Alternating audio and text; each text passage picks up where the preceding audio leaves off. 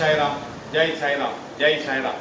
உலகெங்கிலும் இருக்கிற என்னுடைய சாய் சொந்தங்களுக்காக பிரார்த்தனைகளை வெற்றிகரமாக நிகழ்த்துவதற்கு என்னை பெற்ற பெற்றோர்களுடைய வாழ்த்துக்களாலும் நான் வணங்குகின்ற எல்லா தெய்வங்களுடைய பிரதிநிதியாக இருக்கிற நம்முடைய சாய்நாதனுடைய பேரருளினாலும் உங்களுடைய பேராதரவினாலும் இத்தகைய பிரார்த்தனைகளை வெற்றிகரமாக நிகழ்த்த முயற்சி செய்து கொண்டிருக்கிறேன். அந்த வகையில் நாம் எப்படி பிரபஞ்சத்தை தொழுவது, எப்படி பாபாவை தொழுவது என்கின்ற ஒரு நிலையிலே நாம் பார்த்தோமானால், சீர்தூக்கி பார்த்தோமானால், அதிகாலையிலே பஞ்ச உஷத்காலம் என்று சொல்லக்கூடிய அந்த உஷத்காலத்திலே, உஷத் என்று சொன்னால் உஷத் என்கின்ற தேவதை எப்பொழுது கண்விழிக்கிறாரோ அந்த நேரத்தில் தான் உதய சூரியன் உதயமாகிறான் என்று சொல்லுகிறார். அந்த நேரத்திலே சூரியனுடைய ஒளி கதிர்கள் நம் மீது அதிகமான முறையில் படாமல் மிகவும் தட்பமாக படுவதனால் நம்முடைய உடல் ஆரோக்கியம் பெறுகிறது, பிராணசக்தி நமக்கு நிறைய கிடைக்கிறது. அதை பற்றி நாம் இன்றைக்கு நிறைய சிந்திப்போம்.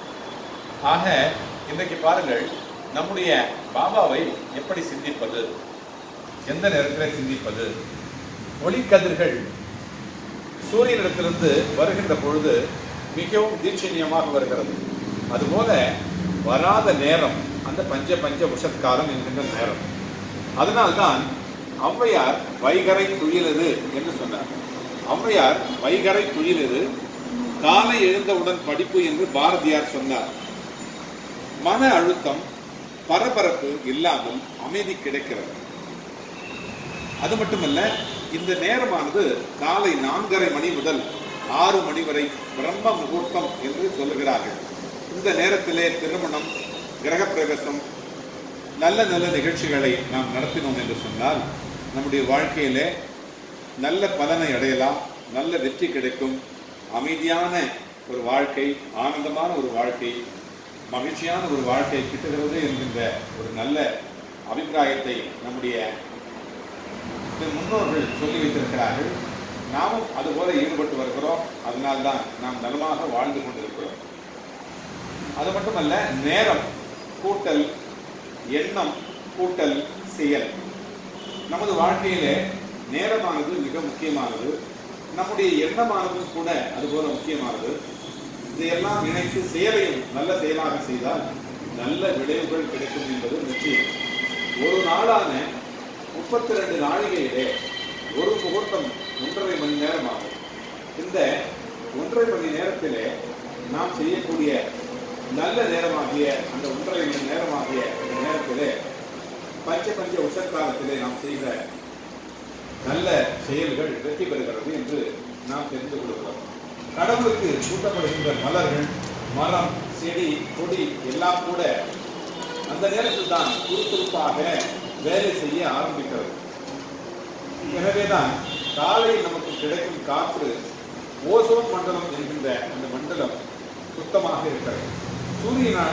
சூரியனுடைய ஒளிக்கதிர்கள் அதிக கிரணங்கள் இல்லாமல், அதிக வெப்பம் இல்லாமல் வந்து நம்மை அடைகிற காலத்திலே நமக்கு ஓசோன் மண்டலம் சுத்தமாகவும் மிகவும் நமக்கு பிராண சக்தியை கொடுக்கின்ற நிலையிலும் இருப்பதனாலே இதை நாம் அதிகமாக விரும்பி செய்ய வேண்டிய ஒரு நிமித்தமாக இருக்கிறது.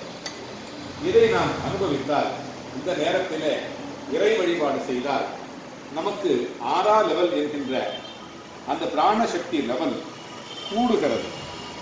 இந்த பிராணசக்தி லெவல் நமக்கு கூடுதலாக கிடைப்பதனாலே நம்முடைய அந்த நாள் முழுவதும் நமக்கு வெற்றிகரமான நாளாக அமைகிறது.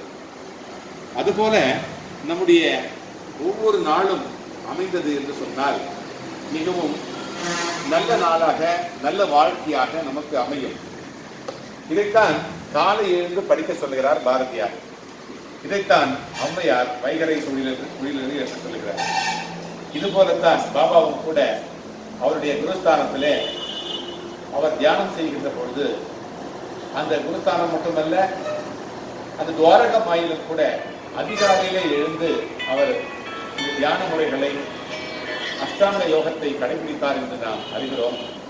அதுபோல பாபாவை போல நாம் ஆக இயலாவிட்டாலும் கூட குறைந்தபட்சம் பாபாவுடைய பிள்ளைகள் அவருடைய வழியை கடைபிடித்து நல்ல வாழ்க்கையை வாழ்வதற்கு முயற்சி செய்வோம்.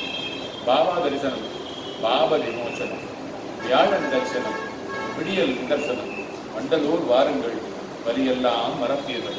ஜெய் சாய்ராம், ஜெய் சாய்ராம், ஜெய் சாய்ராம்.